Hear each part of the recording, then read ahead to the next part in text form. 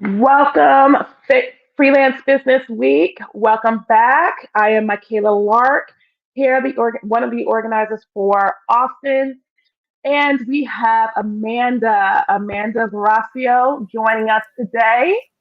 Welcome, Hello. Amanda. Thank you. Today she'll be discussing how to clarify your core brand, having a workshop around that for this time frame. She'll be on to definitely ask questions. She has 15 years experience in graphic design and working with people's brands. She has turned like brands that was like into like, oh my gosh, is that me type of brand? That is Amanda. This is the person you really want to listen to when it comes to how to improve your brand. Also, let's always give that shout out with Amanda. She was the first to buy a freelance business week ticket, the first. And I'm not talking about this year. I'm talking about when freelance business week started here in Austin. So she has just been supporting us ever since. And she's just such a wonderful human being. Oh my gosh, I am waiting to hear her message. And I'm not going to take so much time because I can talk about you all day long, Amanda. I am going to remove myself and let you take the floor. Okay, sounds good. Thank you, Michaela. Hi, everybody. So I'm just going to jump right in because she gave me such a wonderful introduction. Today's session is called Clarify Your Core Brand.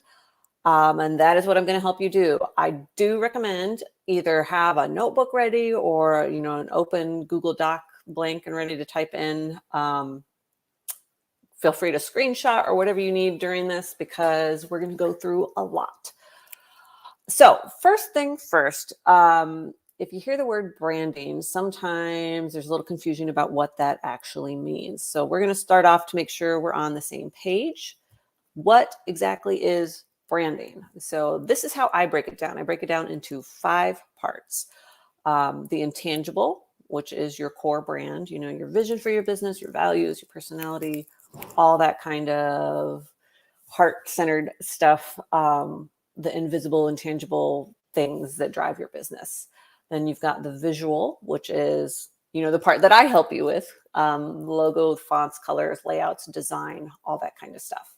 Then you have verbal, which is how you communicate, your copy, your written and spoken stuff, the tone you use, the length of copy, the certain vocabulary you use, all those verbal things.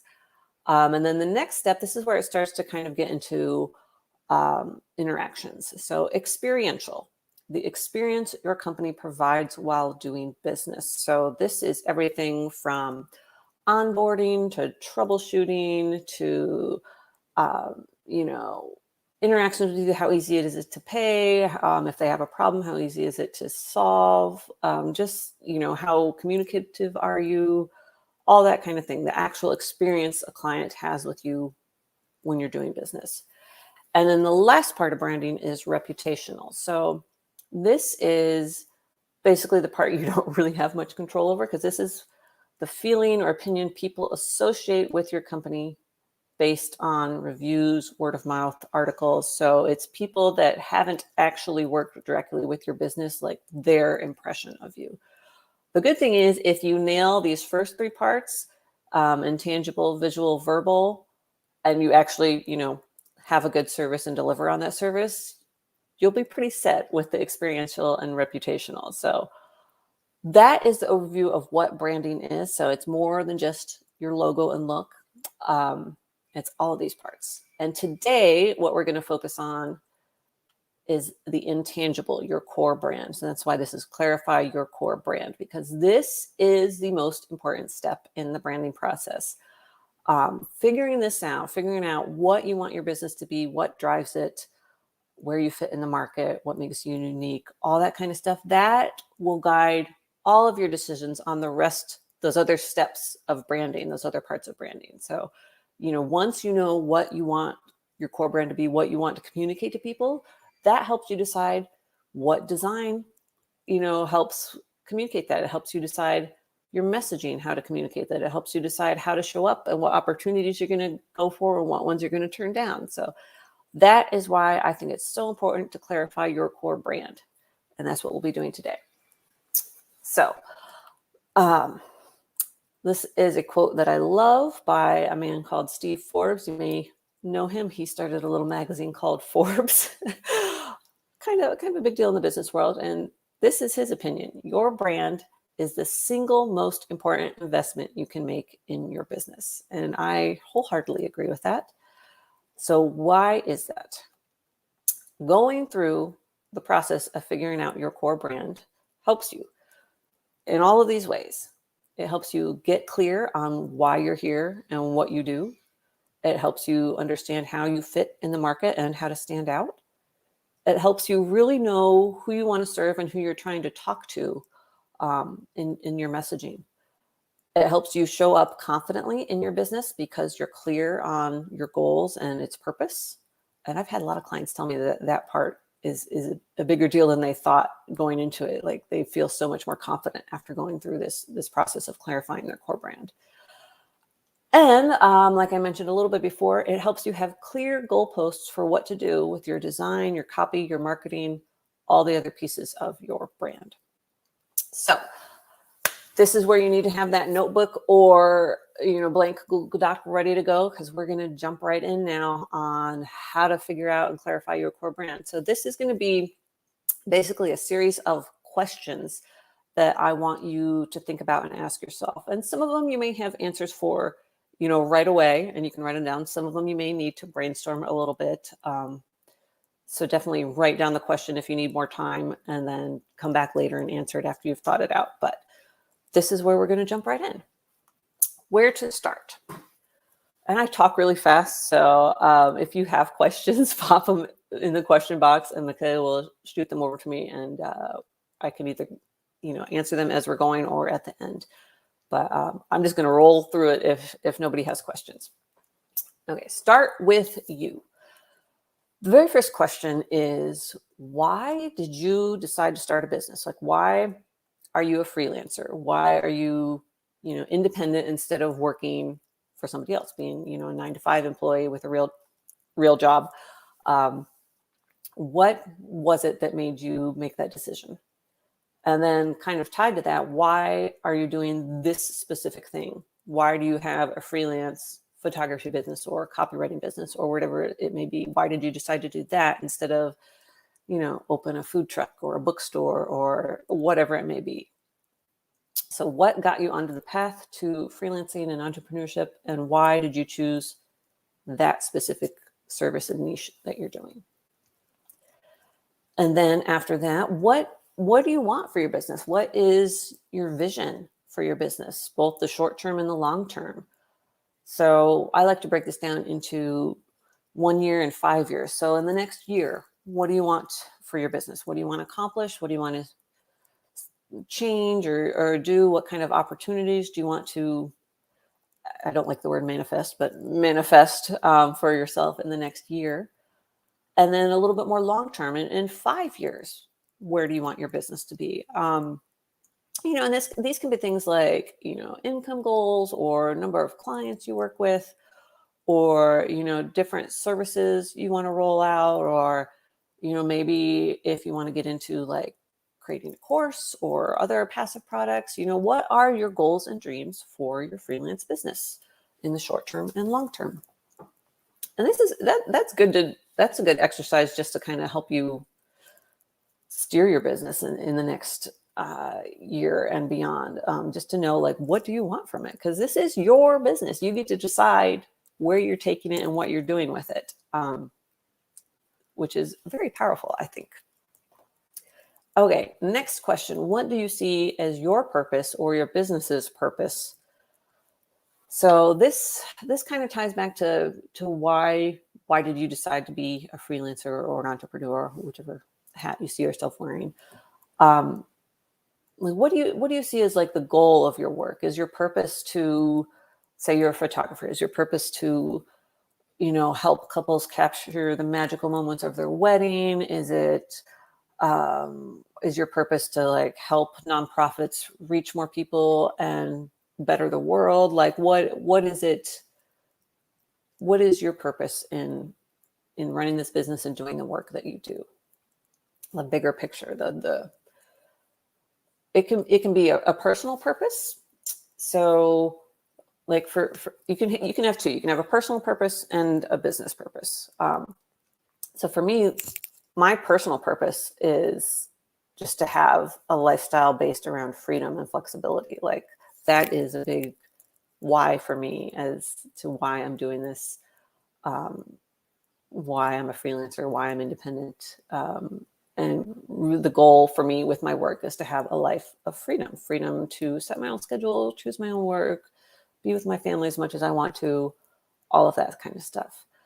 And then as far as, the work I do with my clients specifically, the purpose there is to help them be their best selves, really, help them kind of find the look that perfectly captures their business and help them have confidence and clarity in their branding. So you can have two. It doesn't just have to be one singular purpose.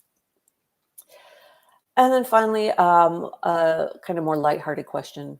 What do you love to do? Like, what is it about this job, this freelance journey, this existence as a freelancer? What lights you up about what you do?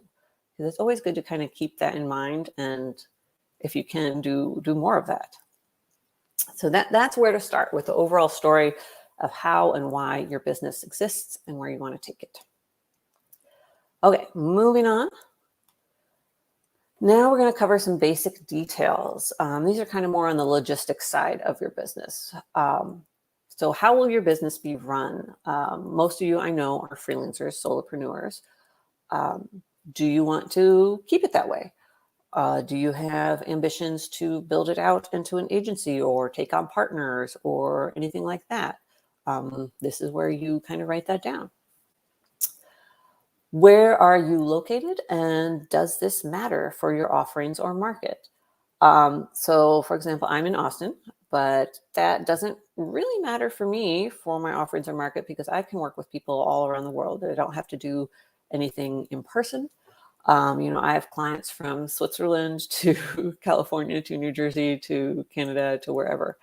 But if you're in an industry like photography or videography or something where you do have to be in person, then yeah, your location will very much play a part in what you can offer and how you market. Okay, what exactly is your freelance business offering? So this is the money question. How are you going to make money? For a lot of us, it's one-to-one services with clients. But you can build that out into other things too. If you want to offer coaching, if you want to offer, passive products or a course or stock photography or, templates for copywriting or whatever it is be, a podcast with sponsorships, whatever you think you're going to do in your business to make money, list it all out there. List anything you plan to offer, list anything you particularly love to do or don't love to do that makes you money. Just kind of get it all down and get a good overall picture of what your business is offering.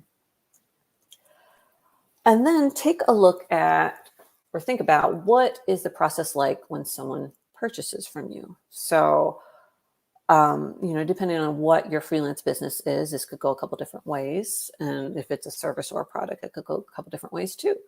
So kind of think about this is really the onboarding process for a lot of us if we work with clients. So what do? Do you have a discovery call and then send a proposal and then they approve it and then, contract and deposit, or like what is that process like? Lay it all out and be clear on it. And that will help you kind of streamline that process too. If you realize, oh, I don't really have a set process for that, I'm kind of flying by the seat of my pants. This is an opportunity to standardize that. Okay, and then since we are freelancers and a lot of us solopreneurs, there can be kind of a blurry line between ourselves as a person and ourselves as like the business. So how do you want to handle that boundary between your personal life and your business life, your personal self and your business self? So for me, I am definitely more of a private person. So I don't share a whole lot about my personal life on like my business social media and stuff like that. I show up, you'll see my face in photos and stuff. And once in a while, you'll see pictures of like my daughter or my family. And I can talk about my day in regards to, what I'm doing in my business that day or, things like that. But for the most part, I keep it business focused. But that's a decision, wherever you fall on that line, it's fine. It's up to you. But it's just something you want to think about and kind of know going into it, like how much you want your business and yourself to be the same thing.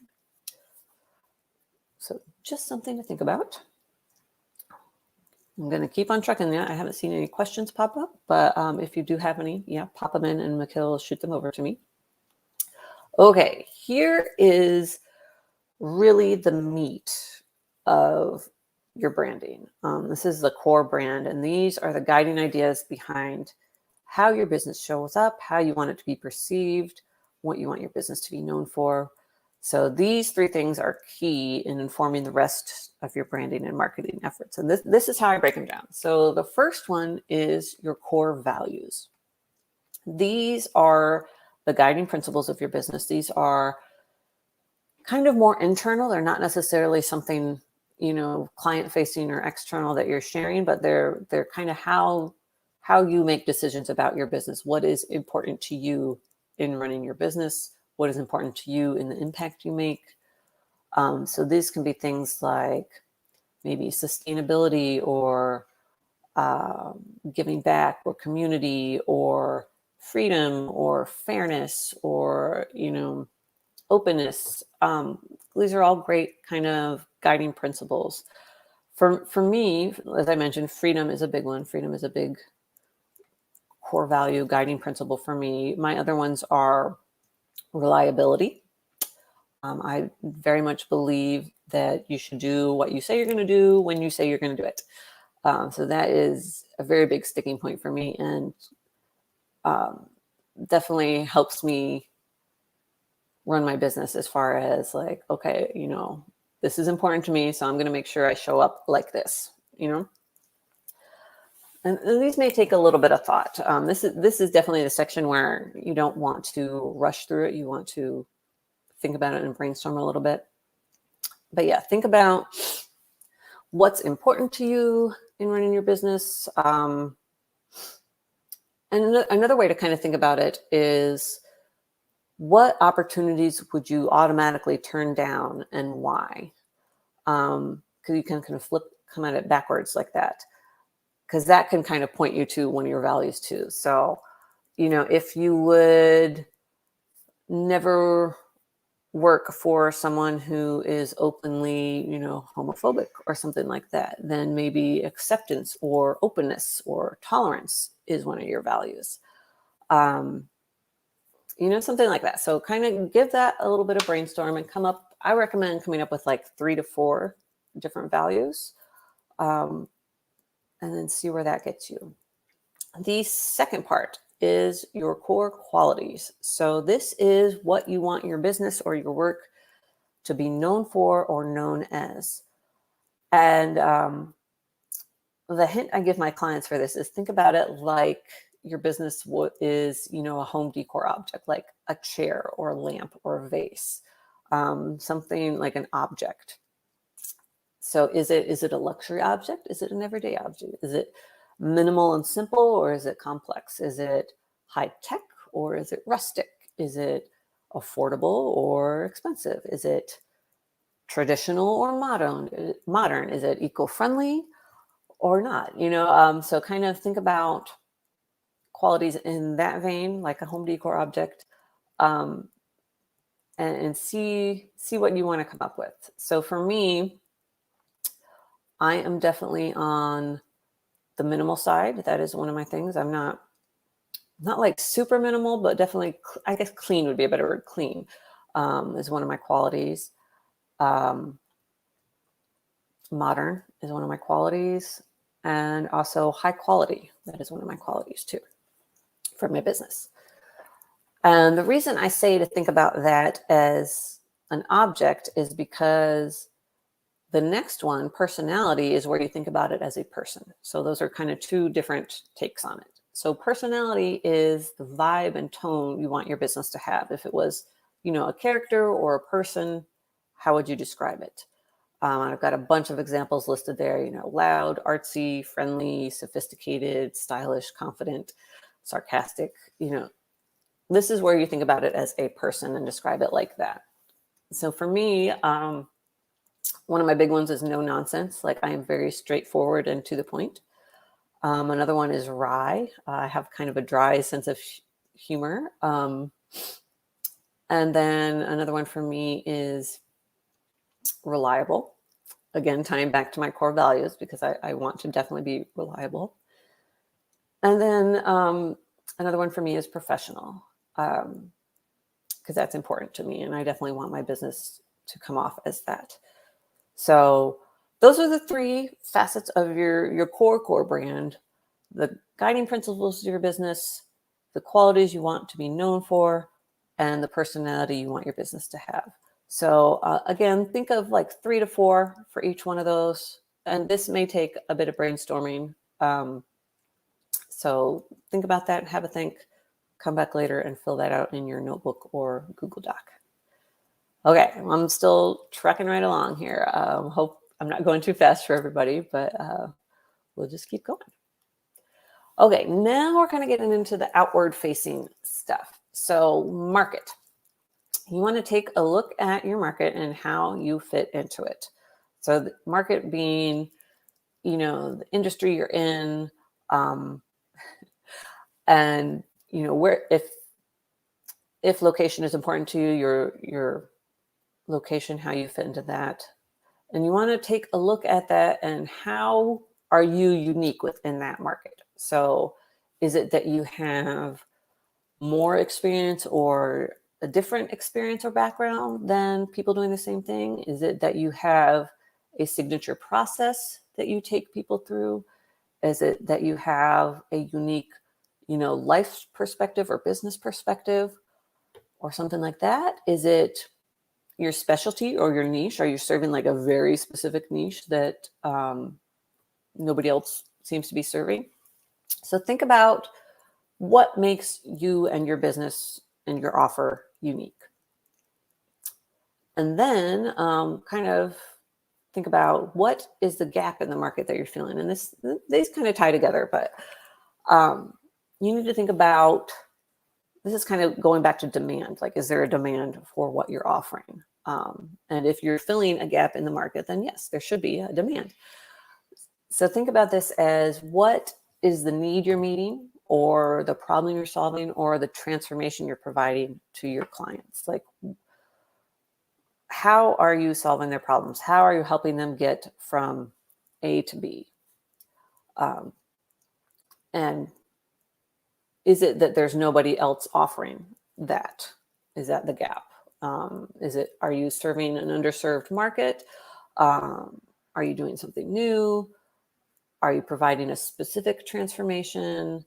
So think about how you're offering something that is filling a gap in the market. And then think about, why should people buy your offerings over similar available options? So with freelancers, I know we kind of feel sometimes that this, the market is so saturated. There's like a million graphic designers and a million copywriters and a million photographers. But the truth is that you are unique, and therefore your business is unique. And you just have to think about how that is. Like, what makes you different? What are you doing differently or better than your competition?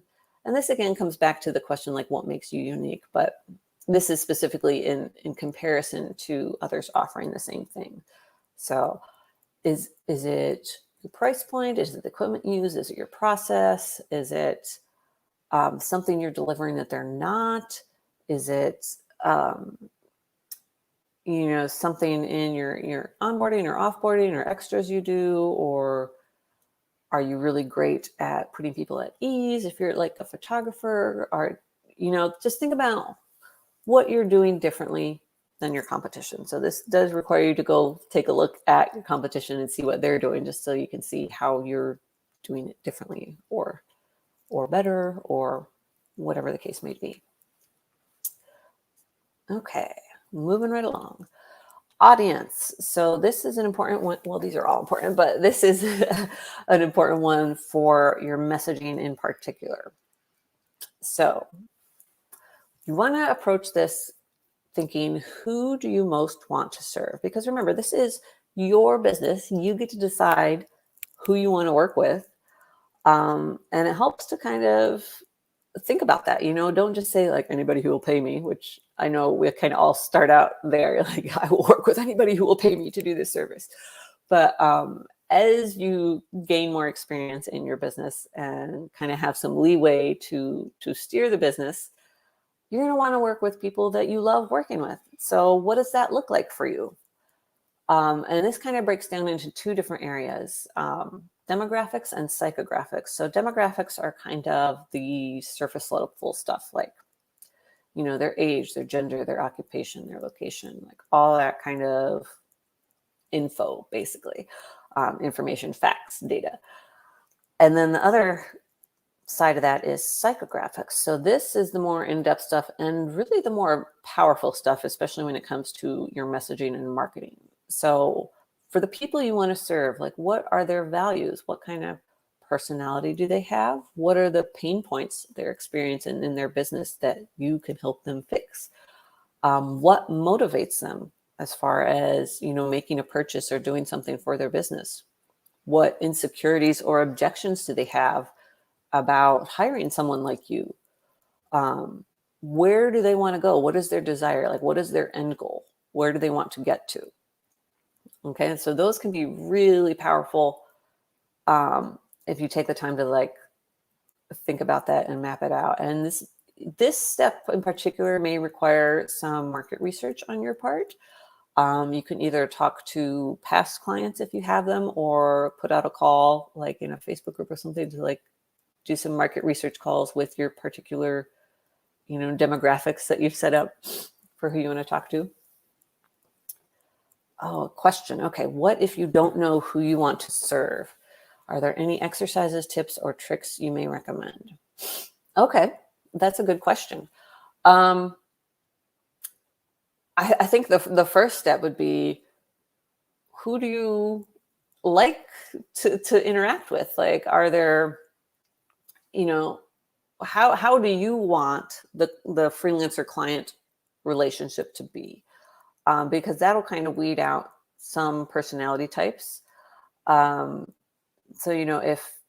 if you want to communicate mostly through, email and Slack or something, you're going to want to make sure that the clients you're serving are tech savvy, not somebody who just wants to jump on the phone for every last thing. If you want to work with industries that are, say, eco-friendly or sustainable, then that's going to weed out some other industries. Like, you're not going to work with like oil companies or things like that. So kind of, again, go back to like your core values, and that can kind of steer you into who you want to work with. Yeah, that's a good question. Part of it comes from experience too. Like, the longer you're in the freelance world, you'll kind of pick up on like your own personal red flags as far as like who you don't want to work with. And that's actually, now that I say that, that's a good starting point. Like, write down who you don't want to work with, and then that can kind of like look at the opposite of that, and that might get you started on who you do want to work with. And I would definitely focus on things like psychographics more than demographics, because like, I don't think in the end that necessarily like relationship status or parental status matters unless you're like a photographer doing newborn sessions, then absolutely parental status matters, So kind of look at who you don't want to serve, look at your actual offerings and like the kind of work you want to do, and then kind of go from there and figure out like, okay, well, what makes sense? What would make me happy? What would make me miserable? And then go from there. I hope that helped or answered your question. Yeah, so then think about that, and then think about what has prompted them to seek out a business or service like yours. So what was the trigger? What has made them like hop onto Google and search for, freelance copywriter, freelance PR person, freelance, whatever it is you do? Was there a certain pain point that came up? Like think about what could have prompted them to do that, to make that step. And then also think about where they want to go. Like what stage, what is their journey to their goal? Like what is their end goal? What steps do they have to get there? And then how does your business fit into that journey? Like what steps do you help them take? So for me, since I help clients with branding, their end goal is to have, a clear, cohesive brand that like appeals to their audience and attracts them and like perfectly captures what their business is. And so the steps for that, I help them with the first two. I help them with the intangibles, which is the core brand, and then I help them with the design step, their visuals. And then they can take that and build on that with, their verbal stuff, their messaging and marketing stuff, and then their client onboarding and interactions for the experiential. And eventually that'll trickle down into the reputational. So I help them at the beginning stages. It may be different for you or your business, depending on what you offer and who you serve, but have a think about that and figure out what that journey arc looks like and which section you're helping them with. Because all of you, I guarantee, are helping them move forward somewhat. It just depends on which section you're helping them with. Okay. And then this is kind of thinking about the impact and impression you want to make. So if you had to summarize your business in a single sentence, what would that be? What is the one key message you want people to come away with if they, glance at your website or your social media account or whatever it is? Like, what is the one idea you want them to have? So maybe it's that you make websites that convert for a specific industry, or you help new parents capture beautiful newborn moments, or whatever it may be. Try to summarize it in a single sentence. You're like little, very miniature, distilled down elevator pitch. And this can be something you end up using, public facing, or it can just be something internally to kind of be your core idea. But it is useful to put that together. And then as far as, reactions with your audience, you want to think about the before and after. So before people work with you and they're just reading about or seeing your services, what emotion are you hoping to evoke in them? So are you hoping to make them, they read about or see your services and suddenly they're excited, they're hopeful, they're relieved that they've finally found something that they're looking for? So what is that emotional reaction you want before they even book you, just like when they first come across you, that will hopefully prompt them to then book you or work with you? And then after people try your services and work with you, what emotional reaction are you looking for then? Elation, excitement, confidence, satisfaction, relief, like a weight lifted because this was finally taken care of. it can be all sorts of things. So just kind of think about, like, what feeling do you want to leave people with after they work with you? Because that is a very powerful thing. You definitely want it to be a positive thing after they try your services. That's for sure. Okay. So that kind of covers all the different sections. And I know I kind of flew through that. I talk really fast. I definitely think this is worth sitting down and having a brainstorm on a lot of this. Work through that notebook or that Google Doc that you put together and come up with these answers, because this is your business. You can make it what you want to be, but in order to do that, you have to figure out, what do I want it to be? And this is really about helping you figure that out. So then, once you have all of this defined and laid out, what next? Like, what do you actually do with it? Again, this figuring out your core brand really helps you make decisions about which direction you're going to go for your design, your copy, your messaging, your marketing.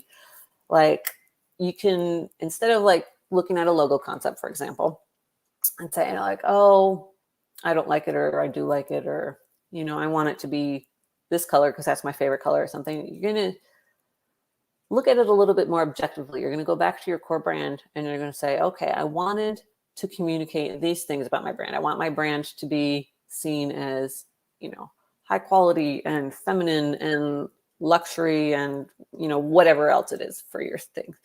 Then you look at, the logo design or the piece of copy or whatever it is and say, okay, is this thing communicating that about my brand? Is it communicating those things I said I wanted my brand to be? And if it is, great. And if not, then you revise and do it that way. So it lets you be a little bit more strategic about all the different pieces of your business, because you have one like centralized idea driving everything. So it's less, fly by the seat of your pants and have like, this thing over here is saying one thing and this thing over here is saying another thing. It makes it all cohesive and strategic. And I think that is like extremely helpful for any business, whether you're a freelancer or not. The other way you can use your core brand is you check in with it when you have a big decision to make for your business. So say, an opportunity comes up, or you're considering pivoting to something else, or a different offer or something, check back in with your core values and your vision for your business and ask, is this in line with what I wanted my business to be? Is it helping me get closer to my goals for my vision for my business? So you can kind of weigh it with that, like, is this right for what I said I wanted my business to be? And then, of course, people and businesses evolve. So you're going to want to revisit this every few years just to see if it needs updating. Because what you want for your business may change. You may have found after working with clients for a little while that your, ideal audience, you've gotten a clear picture of that. Like, I know that question earlier about what if you don't know who you want to work with? A few years in, you'll have a much clearer picture of what works for you and what doesn't with that. You may have decided to start offering something different as far as your services, so you may need to change that up. Your vision and what you want for your business in the short term or long term, that may have changed. So just revisit every few years to see if that has changed and if it needs to be updated. Because again, this is your business. You can update it when you want to. It's not set in stone. It's just meant to be something that is helpful in guiding you and creating your business and building your business. So don't be afraid to change it if you find that things have evolved. And that is really all I have for you today. That kind of covers all of the different elements of the core brand. If you have any questions about this, you can still pop them in the chat right now, or you can reach out to me in any of these ways listed up here. That's my website, my email, my Instagram, and my LinkedIn. I am probably most active on Instagram, although right now I'm in the middle of a creative challenge on there, so it's not my usual branding content, but you can still check me out on there. And email is always the best way to reach me too if you need anything. Okay, here's a good question. What have been the pros and cons of figuring this information out with your business? That is a great question. So when I first started freelancing, and like Michaela said, I've been doing this for 15 years. I didn't do any of this. So I basically would take any job, any gig, any client that came my way, because I had bills to pay, and then we all, I think, start out kind of in that area. Um, and I was just freelancing under my own name. I didn't have like a separate business entity or like anything. And the kind of changing point for me was I got married. And so my name was changing. So I was going to have to change how I freelanced anyway. And so I kind of used that as the kick in the butt to actually like form a business. So, I did the LLC, I got the business bank accounts, I did all of that. And I sat down and did this for myself too, figuring out my core brand. And that has been a game changer.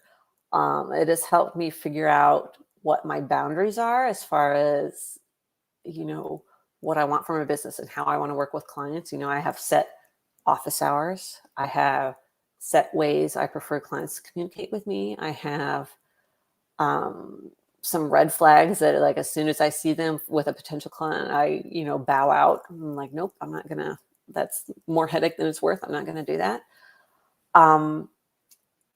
And it helped me decide that I wanted to focus on branding, because before I was kind of a jack of all trades designer.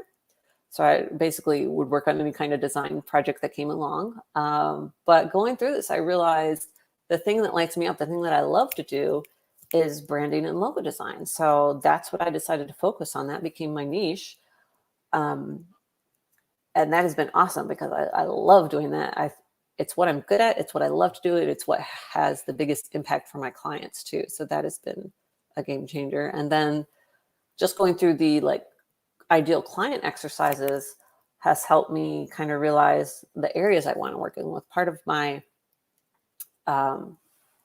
sorry, the screen just changed and it threw me off for a second.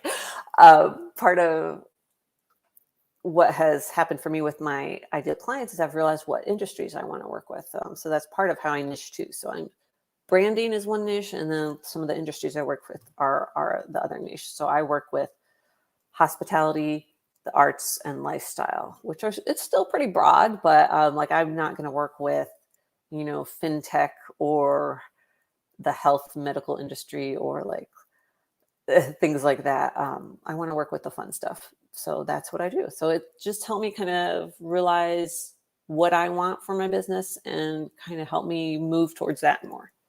Hope that answered your question. Okay. Do you have advice on boundaries that are important for freelancers? Yes. For me, the big two have been office hours and how I communicate. So I do not work on evenings or weekends. So I have my office hours are Monday through Friday, 10 to 5. That's it. That's when people can schedule calls with me. That's when they can expect me to answer emails. I might still be working outside of those hours, maybe, depending on how my days goes, but I'm not openly available to clients at those hours. And then I just, can schedule emails to send back in those office hours if I'm working outside of those. And the other thing is, I don't have my phone number published anywhere. I ask people to schedule calls with me because one, I don't really like being on the phone, and two, I hate phone calls that interrupt me when I'm in the middle of something else. So I like all my phone calls to be scheduled. So I have a schedule for that. I make that clear in all of my proposals and contracts and what have you. So for me, those were the important ones for me. It may be different for you depending on how you want to work and what you want for your business. As another general rule, I would just say always use a contract and always get a deposit. But as far as boundaries about your hours and your communication style, that's really up to you. It just depends on what your working style is and what your personality style is. So again, it's your business. You can craft it however you want it to be. Okay. Would you change this approach in any way for an entity that is not a business, say for an association or advocacy group? I think a lot of it still applies, particularly the core brand values, qualities, and personality. That's all still going to apply. Your audience may be a little different because you might have more than one, especially for like an advocacy group. You might have like one audience is the people you're trying to help, and then the other audience might be, politicians or change makers in the government or something to get things done for your advocacy group. So in that area, you might have kind of two separate things. Purpose still applies. I guess as far as like, for that, in that case, I would say, why does this exist is less about the founder or anything like that, and more about like, what is the group trying to accomplish? Like, what is their purpose as a whole? So it's less on, like, what made you decide to start this advocacy group? Although that can be a powerful message too, depending on what the association or group is. But yeah, I'd say the biggest difference is just in the audience. The rest all still applies. You just may have to word it a little differently. Hope that answered that question. Any other questions before we kind of sign off here? What if you put a brand together and people are not on board with it? That's a good question.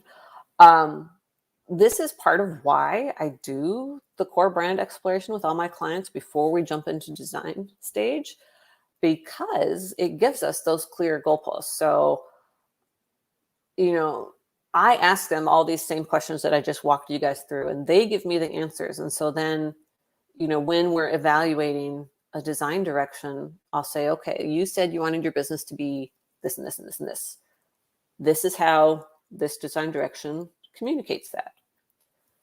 And honestly, since I've started doing that core brand exploration as a first step, I haven't had an instance where they weren't on board with the design.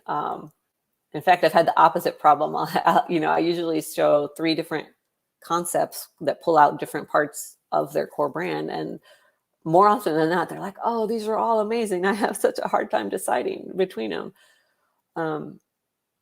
So yeah, that's part of why I like the core brand exploration and exercises, because it gives you those objective checkpoints. So you can say, okay, does this communicate what you said you wanted to communicate? If it does, then why are you not on board with it? It's kind of a way for designers, anybody really, to kind of separate the ego of their client from what they want for their business. How often is too often in changing the brand or direction of your business over time? That's a great question too. It's a tricky one, because part of building a powerful brand is that recognition factor, and part of building recognition is being consistent over time. But I will say the times to revisit your brand or change your brand or direction is when something else in your business changes. So if you are drastically changing the kind of services you offer, or pivoting to something else, or serving a new audience or something like that, then it makes sense to change up your branding. How much it needs to change would kind of depend on a case-by-case basis. So you'd basically do a brand audit. So you'd look at, what your new core brand is with all the changes that you're doing about, your pivot or your audience or whatever. And then you take a look at what your current visual branding is and say, okay, does this line up? What doesn't line up? What might need to change? So maybe you just need some tweaks and it's still pretty consistent. Maybe you need a whole new brand. It would kind of depend. But I would say it's not something you want to go changing like every 6 months or something like that. Because if your business is changing that once every 6 months, that's chaotic on its own right. But yeah, whenever there's like a big shift in your business, you'll want to revisit your branding and see if you need to change it up. What is the best advice you received in growing your business? Oh gosh. That's a tricky one.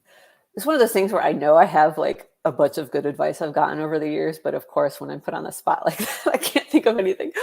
I would say probably like, I'm not going to word this right, but somebody once told me that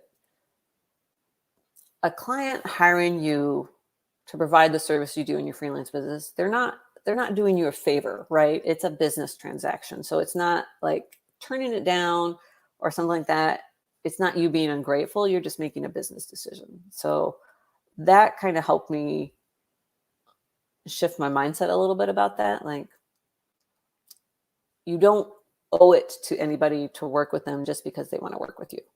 Does that make sense? Like, you still get to decide who you work with, and you're not like an ungrateful wretch or anything for turning down an opportunity, because it's a business. They're running a business and you're running a business. So think about it like that. That's the thing that came to mind right now. The other thing is always use a contract. Always use a contract. Okay, I hope I answered all the questions. I don't know if we have any more. We've got, hey, Michaela. You're on mute still, lady.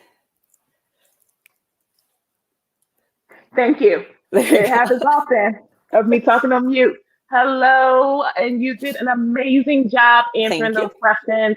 Definitely, everybody, if you have any more questions for Amanda, let them keep rolling in. She'll get to them. And also, if you want to get clarified on your branding, make sure you reach out to her contact information. Reach out to her contact information. I'm going to add that one more time to the screen. This is how you get in contact with her. She has her website, email, Instagram, LinkedIn. If you need to, take a quick screenshot, get her information, reach out to her.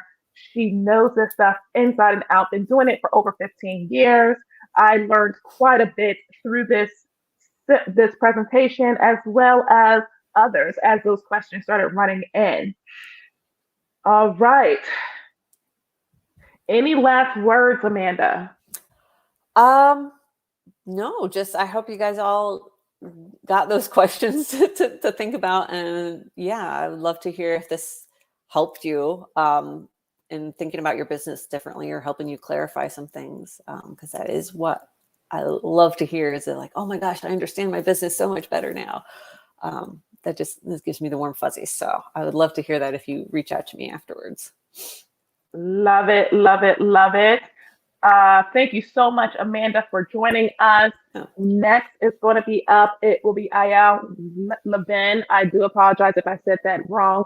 For the freelance business thinking with Q&A, we were able to get another session in today. They're going to be on for about 15 minutes. They will be at the top of the hour, 11 a.m. Central. So make sure that you join that. And right after that will be Jen Ewan, 100 Freelancers Talking Money, 11:30 Central. Yeah. Yes, Jen is amazing. So make sure you jump on for that call. If you are not available for that call, again, grab your all access ticket so that you can get access to all of the replays, everything that has happened this week. And you get to do that at your own time, your own leisure, but make sure you grab that all access ticket today, before this day is over, so that you'll have access to all of the replays. Again, thank you so much, Amanda. You are amazing. I cannot wait to just get more information, because I was just taking notes as you were going, even though I was in the background doing everything else, because I got to learn so much from you, and it made so much sense even with my own business. Good. So thank I'm you so glad again. to hear that. Yeah. Absolutely. And we will see you next time. Take care. Okay. Thank you, everybody. Bye. Bye.